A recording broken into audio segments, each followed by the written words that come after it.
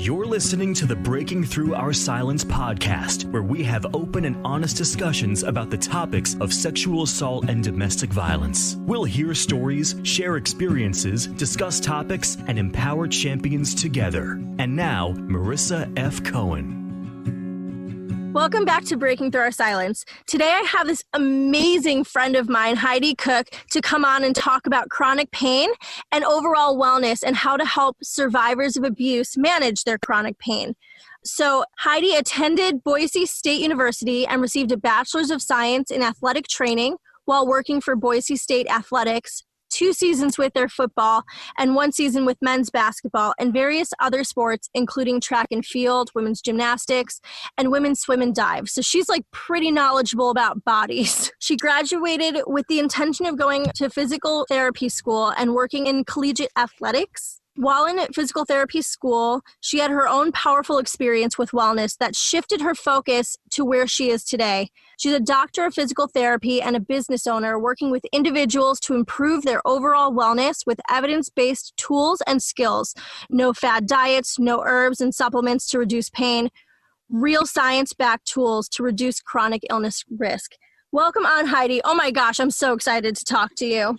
I'm so excited to be here. Thank you so much for having me. Of course. So I've never had anyone like this on my podcast before. So this is all brand new information to me. So I would love to hear what you do for people who have chronic pain. Yeah. So generally, I work with a very wide array of clients, from young, old, and everybody's kind of dealing with their own experiences. So I don't really work with one specific patient or client population. Throughout my time in the PT world, I just kind of got more and more into this realm of overall wellness, just because I saw a huge need there, right? Like, only 25 to 26% of people that need physical therapy services are getting in the doors of physical therapy clinics. And so there's this huge population of people that we're missing. And while I was doing all of my clinical rotations in school, I was just like, how do we find these people? How do we grasp onto these people? And how do we get this information out there to all these people that aren't walking into our doors? And so that's what I do now. I capture and find these people that need this information and need these tools and need these skills, but may not be walking into the doors of a physical therapy clinic in its physical sense. And so now I work with people on like lifestyle modifications through exercise, diet, mindfulness, rest, all of those kind of different components to address the entire puzzle of wellness. And for a lot of my clients, chronic pain is just one piece of their overall puzzle. That's so interesting. So I'm a big believer that emotional ailments manifest in physical symptoms. Is that something that you find? Totally.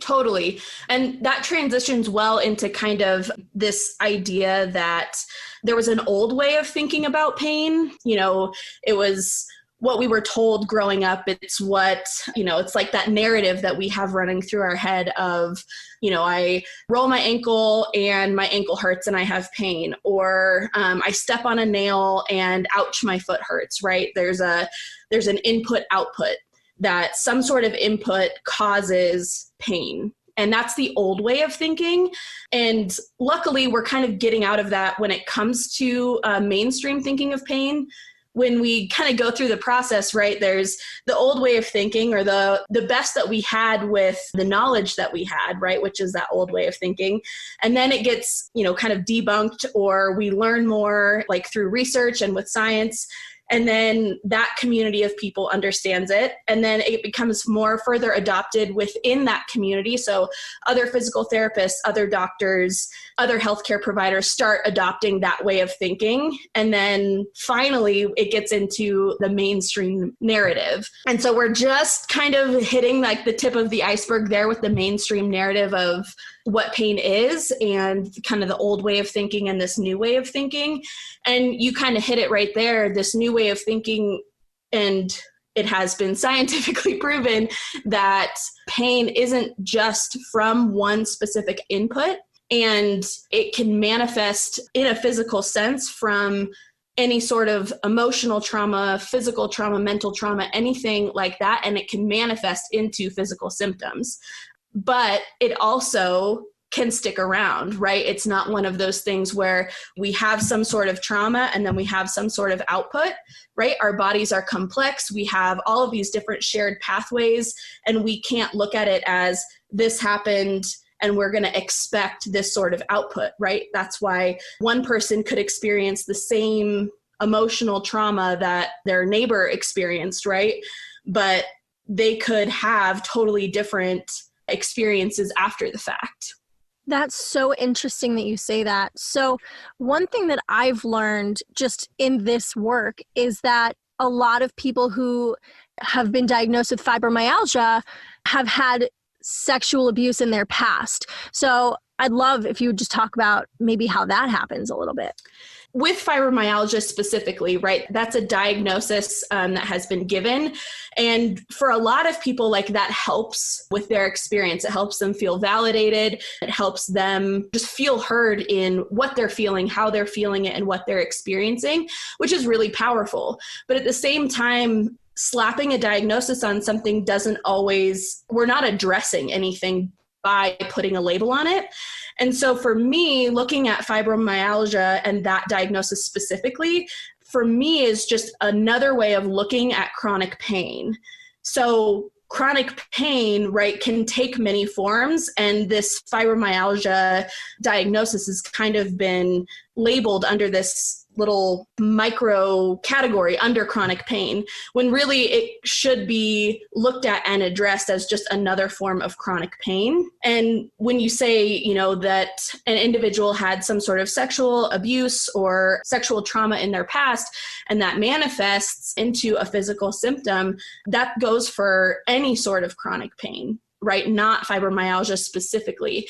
I think that's where we get too far down a specific rabbit hole, when really the science around chronic pain and what is manifesting physically is the same in any of these cases, right? We have some sort of trauma, whether it be physical, whether it be emotional, sexual abuse, anything like that, right? And that affects our nervous system. For somebody who isn't experiencing chronic pain or didn't have a specific trauma in their past or whatever, right, we have this resting threshold that sits down here.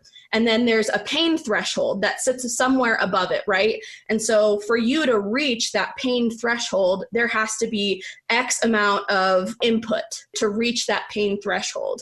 So for me, right, I'm not experiencing chronic pain right now. So for me to experience some sort of physical pain in my body, the input has to be, you know, above a certain level for me to have some sort of pain response in my body. For somebody that has had physical trauma, emotional trauma, sexual abuse, any of those sorts of things, right, it manifests in our body as a neurological response. So now for those people, our resting threshold is sitting much closer to that pain threshold. So little things like movement, right, and this rings true for, you know, individuals who have fibromyalgia, any sort of small movements, fine movements, going for a walk, any sort of thing that can manifest in physical pain, now that input is so much smaller to reach that pain threshold. So now for them, going for a walk or doing small tasks, you know, that is as little of an input as you need to have that pain response. And so that kind of manifests into this stress cycle of, I don't want to move my body, I don't want to do these things. We get into this fear avoidance cycle of not wanting to move, not wanting to participate in all of these things. And all that does is keep our resting threshold right next to our pain threshold, to where it's a perpetuating cycle, if that makes sense. It does. Wow. Wait, that actually makes a lot of sense. And I have another question. I'm not entirely sure if this is in your ballpark. Do you think somebody's mindset and mentality has an influence on where their resting threshold and where their pain threshold are? Yes and no. I mean, it's easy. So that's like one of those things that has kind of been, I don't know, it's easy for coaches or health professionals or whatever to look at somebody and say, you just need to fix your mindset. It's easy to get really preachy with mindset And while part of that is true, right? If we're stuck in this downward spiral of this is my life and these are my circumstances and I'm not going to be able to move and I can't move without pain and I can't do this and I can't do that, absolutely. But it's not as easy as telling somebody, hey, you need to fix your mindset so that we can get your chronic pain under control, right? It's not that easy. It's so much more complex than that. And it really goes into more of a realm of reducing those fear avoidance behaviors and really just understanding pain. Understanding why you're feeling the way you're feeling is so empowering. And that can kind of lead you down the path of fixing that quote mindset. Because, one of my favorite quotes is, you don't know what you don't know, right? And so if you've been, going on throughout your entire life thinking that I'm experiencing this pain because there's tissue damage happening, that's not true, right? Pain doesn't equal tissue damage. Like I said, it can be something as small as going for a walk that's making you reach that pain threshold and making you experience pain. And if you didn't know that before, and if they didn't know that before, then how are they expected to know that, right? You don't know what you don't know. And so empowering yourself with knowledge, empowering yourself with the tools and skills is the first step.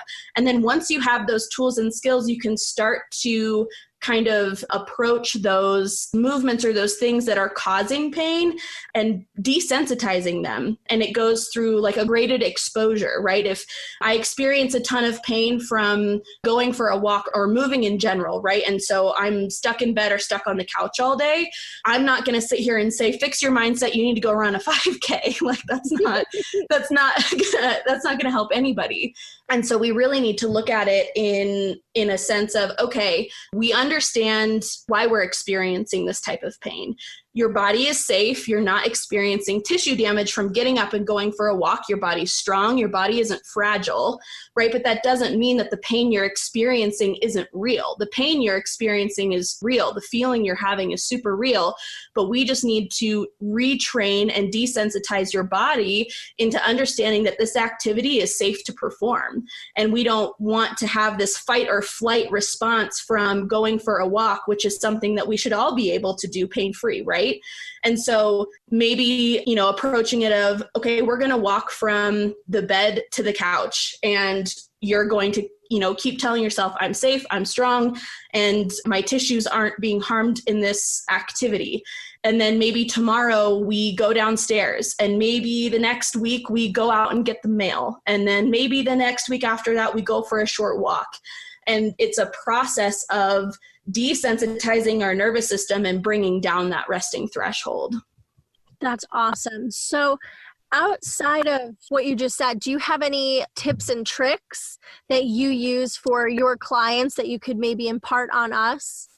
Yeah, absolutely. So one would be really understanding your personal experience. So you didn't get to where you are today, right? You didn't experience any physical or emotional trauma by yourself, right? That was due to the circumstances and the people that were around you at that time. So we put all this pressure on ourselves to fix it ourselves or to address it ourselves, but you didn't get there by yourself. So why are you expected to go through the healing process by yourself? So, seeking out professional help to address that emotional trauma that you experienced is key, right? You aren't expected to know everything and be able to navigate this world on your own. So seeking help and really putting in the work to address those feelings that we may be kind of burying deep inside that might be manifesting as physical pain. So doing that work and seeking the professional help to help you put that work in. The second one is move your body. Oh my gosh.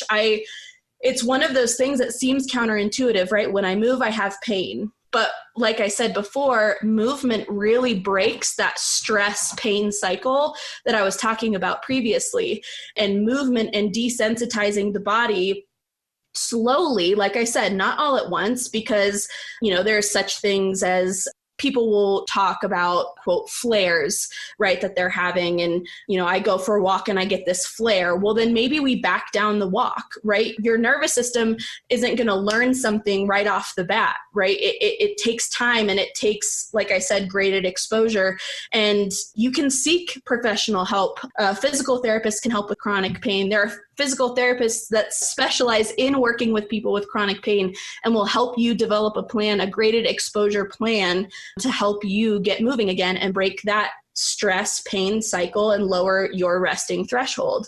And then the last thing, remember that you're not alone. Seek a community of people and really dive into that community and dive into it in a way that is positive for you and helpful for you. It's not helpful when you're diving into a community and everybody is kind of perpetuating everybody's symptoms instead of being encouraging and helpful. And so seeking out an encouraging and helpful community of people that are experiencing what you're experiencing just really helps you kind of go through this process and realize that you're not alone in this at all.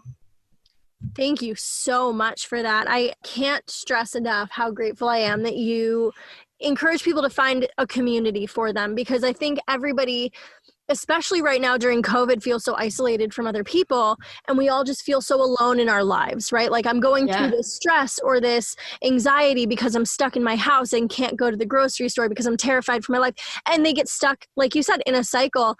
And not having a community that's safe and empowering, it really is debilitating. And I think that goes twice for people that are experiencing chronic pain or abuse, because you already feel so isolated from people, physically or emotionally. So thank you for that. Yeah.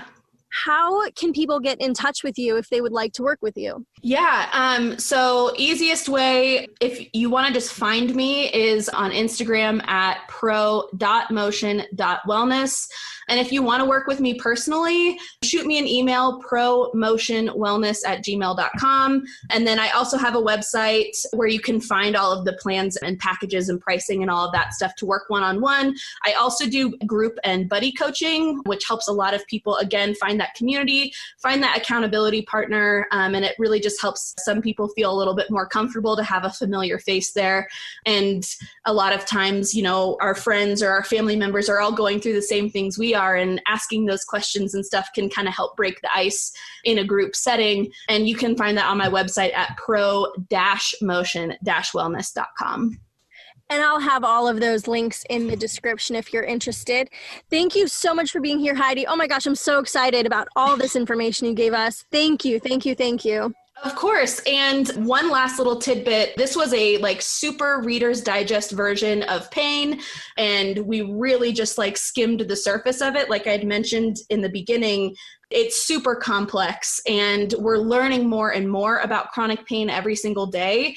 And so if you want to dive a little bit deeper and get into more of the nitty-gritty and learn more, I have 2 episodes on my podcast that dive specifically into pain. I have a colleague of mine, Dr. Bill Walters, who comes on and we discuss chronic pain and kind of bust some myths around chronic pain.